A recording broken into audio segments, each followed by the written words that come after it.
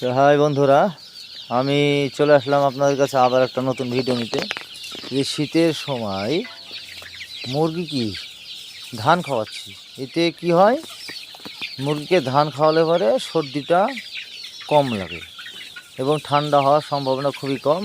ওকে দেখতে পাচ্ছেন যে ধানগুলো খাচ্ছে, দেখতে পাচ্ছেন ধান এরা কীভাবে খাচ্ছে। ধান মানে এরা খুবই পছন্দ করে মুরগিতে, এই যে সোনালী মুরগি বিশেষ করে এরা ধানটা খুবই পছন্দ করে।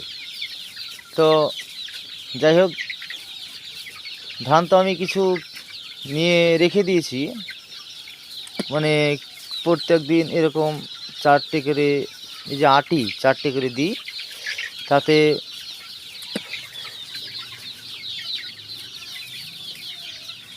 মুরগির ঠান্ডা লাগার সমস্যা খুবই কম হয়।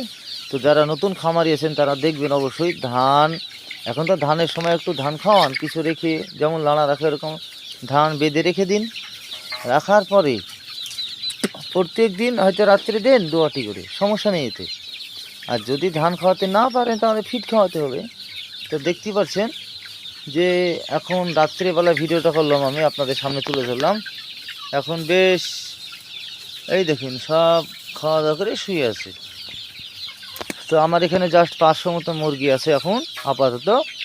তো এখন ঘরোয়াভাবে এটা আমার নিজের জ্ঞানে আমি খাওয়াচ্ছি ধানটা। তো অবশ্য যদি মনে হয় আপনাদের ধান খাওয়াবেন খাওয়ান, কিন্তু ভিউয়ার্স একটা কথা মনে রাখবেন, ফিটের থেকে একটু কস্টিং খরচ যাতে কম হয়।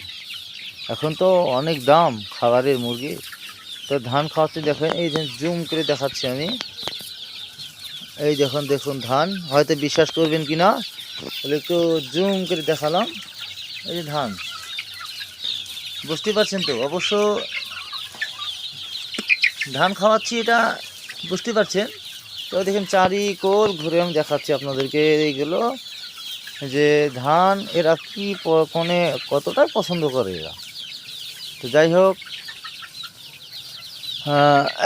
আপাতত পরের ভিডিও পেতে আপনারা চ্যানেলটা অবশ্যই শেয়ার লাইক করেন, আপনাদেরকে নতুন নতুন ভিডিও দিতে থাকবো। আর অবশ্যই শীতকালে দেখুন আমার, মানে আমি আপাতত ছাদের উপরে এটা করা আছে, আপাতত এখানে 500 মুরগির সেক্টর করা আছে।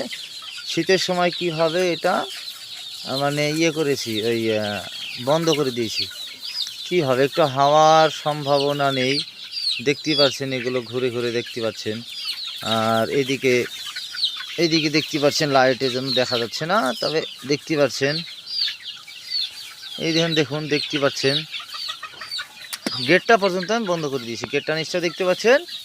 তবে বন্ধুরা অবশ্যই ঠান্ডার সময় গেট আলগা রাখবেন না আপনারা। অবশ্য মুরগির গরম যদি না থাকে ঠান্ডার সময়, তো সর্দি ঠান্ডা লেগে যেতে পারে, তাতে সামনে ঠান্ডা আরও বাড়ছে, এতে অনেক সমস্যার সম্মুখীন হতে পারেন।